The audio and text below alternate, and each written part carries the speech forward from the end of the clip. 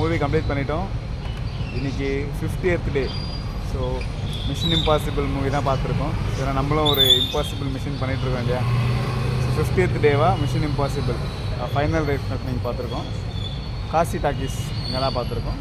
Show timing பார்த்தீங்கன்னா hi. இன்றைக்கி day 50 சக்ஸஸ்ஃபுல்லாக வந்து 50 டேஸ் கம்ப்ளீட் பண்ணிட்டோம்.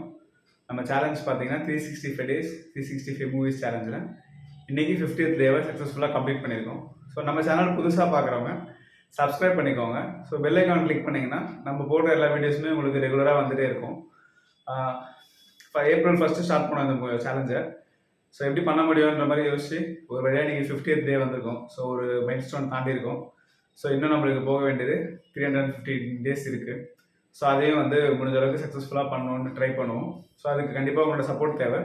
ஸோ நீங்கள் பார்க்குற வீடியோஸை ஃபுல்லாக பாருங்கள். அண்டு உங்களோட ஃப்ரெண்ட்ஸ் உங்களுக்கு தெரிஞ்சவங்களுக்கு ஷேர் பண்ணுங்கள். மூவி லவர்ஸ் இருந்தாங்கன்னா இல்லை சினிமா அப்டேட்ஸ் பற்றி அவங்க கொஞ்சம் இன்ட்ரெஸ்ட்டாக இருக்கவங்களுக்கு நம்மளோட வீடியோஸை கொஞ்சம் ஷேர் பண்ணிங்கன்னா அது மூலிமா நமக்கு வந்து ஏதாவது சப்போர்ட் கிடைக்கும். ஸோ தட் நம்ம இன்னும் கொஞ்சம் வந்து என்கரேஜ்மெண்ட்டோட நம்மளோட சேலஞ்சை வந்து எடுத்துகிட்டு போக முடியும். ஸோ அதை கண்டிப்பாக வந்து சப்போர்ட் பண்ணுங்கள். இது வரைக்கும் நமக்கு சப்போர்ட் பண்ணுங்க எல்லாருக்குமே வந்து ஒரு பெரிய தேங்க்ஸ் இந்த 50th டேல வந்து சொல்லிக்கிறேன். ஸோ இன்றைக்கி என்ன மூவி பார்த்துருக்கோன்னா மிஷன் இம்பாசிபிள் அந்த மூவி தான் பார்த்துருக்கோம். இந்த ஃபைனல் ரீநாக்கிங் தான் பார்த்துருக்கோம். ஸோ அந்த மூவி வந்து நம்ம டாம் க்ரூஸ் நடிச்சிருக்காரு. ஸோ மிஷன் இம்பாசிபிள் வந்து ஒரு பெரிய சீரீஸ். அது ஆல்ரெடி வந்து நிறைய வந்திருக்கு, மூவிஸ் வந்திருக்கு. ஸோ அதில் இது ஃபைனல் ரீநாக்கிங்னு சொல்லிட்டு இப்போ வந்து இந்த வீக் வந்து ரிலீஸ் ஆகிருக்கு மூவி. மேபி இது லாஸ்ட் பார்ட்டாக கூட இருக்கலாம், அப்படி தான் வந்து சொல்லியிருக்காங்க. பட்டு இதுக்கு அடுத்த பார்ட் வருமானன்றது நமக்கு தெரியல. ஸோ இந்த பார்ட்டில் பார்த்தோன்னா இது வந்து ஒரு சீரியஸான மூவி தான். ஆல்ரெடி வந்து எல்லா மூவிஸில் இருக்க ரெஃபரன்சஸ்மே இதில் கொடுத்துருப்பாங்க. கேரக்டர்ஸுமே நமக்கு வந்து ஃப்ரெஷ்ஷாக இன்ட்ரடியூஸ் பண்ண மாட்டாங்க. ஆல்ரெடி இருக்கிற கேரக்டர்ஸ் தான் வந்து இதில் அப்படியே கண்டினியூ ஆகிட்டே வந்துட்டு இருப்பாங்க. இது வந்து ஒரு கண்டினியூஸாக வர ஒரு சீரீஸ் தான். ஸோ நம்ம தனியாக பார்க்கும்போது நமக்கு சில டவுட்ஸ் வரும். பட் படம் பார்க்க முடியாமல் இருக்காது. இது யார் என்னன்றது நமக்கு தெரியாமல் இருக்கும். அவங்களுக்குள்ள என்ன பாண்டிங், இவங்க எப்படி இதில் இந்த சீனில் வந்தாங்கன்ற மாதிரி நமக்கு கொஞ்சம் கன்ஃபியூஷன் இருக்கும். அது ஆல்ரெடி நம்ம வந்து மிஷன் இம்பாசிபிள் சீரிஸ் பார்த்துருந்தவங்களுக்கு அந்த கேரக்டர்ஸ்லாம் நமக்கு தெரியும். இவங்கெல்லாம் யார், இவங்க இதில் என்ன பண்ணுறாங்க, இப்போ இவங்களுக்குள்ள என்ன ஒரு ரிலேஷன் இருக்குது, என்ன கனெக்ட் இருக்குன்றதுலாம் அவங்க கொஞ்சம் ஈஸியாக புரியும். மற்றபடி வந்து தனியாக பார்க்கணுன்னா கூட பார்க்கலாம். பட் நிறைய டவுட்ஸ் வரும். அது மட்டும் கொஞ்சம் முன்னாடி சீரிஸ் பார்த்தோன்னா கொஞ்சம் கிளாரிட்டி கிடைக்கும். இதில் வந்து என்னென்னா லாஸ்ட் பார்ட்டில் வந்து ஒரு கீயை வந்து இவங்க கண்டுபிடிச்சிருப்பாங்க. ஸோ அந்த கீ எதுக்கு யூஸ் ஆகுதுன்றதுக்கான விஷயத்தையும் வந்து இவங்க இப்போ கண்டுபிடிச்சிருப்பாங்க. ஸோ இவர் பண்ண எல்லா மிஷினோட ஒரு பேக் ஃபயர் ஆகி லாஸ்ட்டாக வந்த இவர் பண்ண ஒரு மிஷினோட பிரச்சனையாக வந்து இப்போது வந்து இது வந்திருக்கும். ஸோ அதை வந்து இவரால் மட்டும் தான் கிளியர் பண்ண முடியுன்ற மாதிரி இவர் வந்து தேடுவாங்க. இந்த உலகமே வந்து பார்த்தீங்கன்னா என்டிட்டின்னு சொல்லிட்டு ஒரு விஷயம் வந்து இந்த உலகத்தையே கண்ட்ரோல் பண்ணதுக்காக ட்ரை பண்ணும்.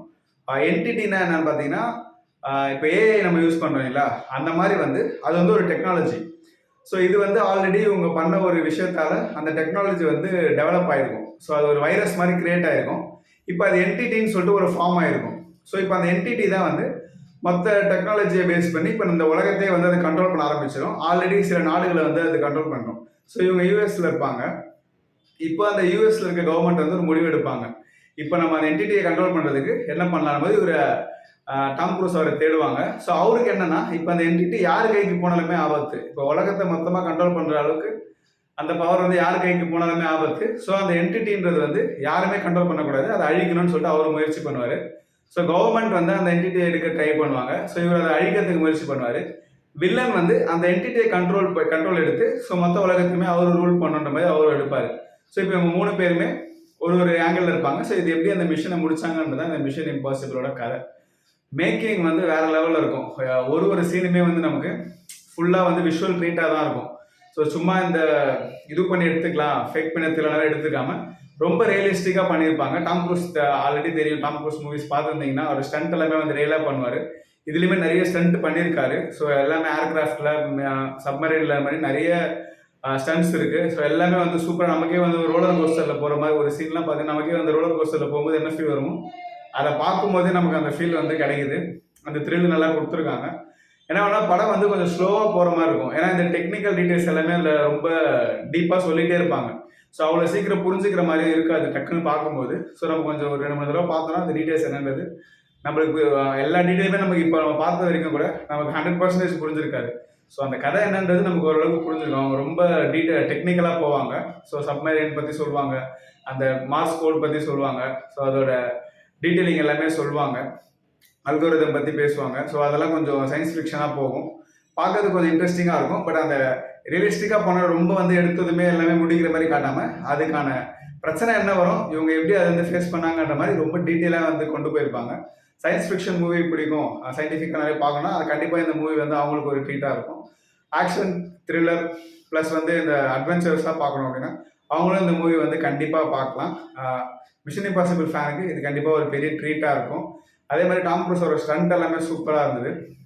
அந்த மேக்கிங்குமே வந்து நமக்கு எங்கேயுமே வந்து நம்மளை டிசப்பாயின்ட் பண்ணுற மாதிரி இல்லாமல் எல்லா மேக்கிங்குமே நமக்கு வந்து சூப்பராக ஒரு விஷுவல் ட்ரீட்டாக கொடுத்துருப்பாங்க. அதை நம்ம பார்க்கும்போதே நமக்கு அந்த ஃபீல் கொடுக்குற மாதிரி, இப்போ தண்ணியில் முழுகும் போது நமக்குமே அந்த ஃபீல் கிடைக்கும். அதே மாதிரி அவர் அந்த பறக்கிற சீன்லேயும் வந்து நமக்கு அந்த என்ன நடக்குமோன்ற மாதிரி ஒரு இது கொடுத்துருப்பாங்க. ஃபைனலாக வந்து மிஷனை முடிச்சாங்களா இல்லையான்றதை வந்து ரொம்ப இதுவாக பண்ணியிருப்பாங்க. ஒரு சீனில் பார்த்தீங்கன்னா இவர் தனியாக இருப்பார், அவங்க டீம் தனியாக இருக்கும். ஸோ இவங்கெல்லாம் மொத்தமாக வந்து ஒரு டைமிங்கில் மீட் பண்ணோம், அந்த மாதிரி ஒரு சீன் ஒன்று வரும், குரூஷியலாக சீன் வரும். ஸோ அதெல்லாமே ரொம்ப வந்து சீக்ரெட் மூமெண்ட்ஸாக இருந்துச்சு. இப்போ இவர் எப்படி அதுலேயுமே அவங்க கொஞ்சம் ப்ராப்ளம்ஸ் வரும், அது அவங்க பிளான் பண்ணபடி நடக்காமல் நடுவில் கொஞ்சம் தடங்கள் வர மாதிரி காட்டுவாங்க. ஸோ அதுவுமே வந்து ரொம்ப சூப்பராக இருந்துச்சு. கண்டிப்பாக இந்த மூவி எல்லாமே தேட்டரில் பார்க்கலாம். ஆல்ரெடி இந்த மூவி பார்த்துருந்தீங்கன்னா 10க்கு என்ன ரேட்டிங் கொடுப்பேன்னு கீழே கமெண்ட்டில் சொல்லுங்கள். பாய்.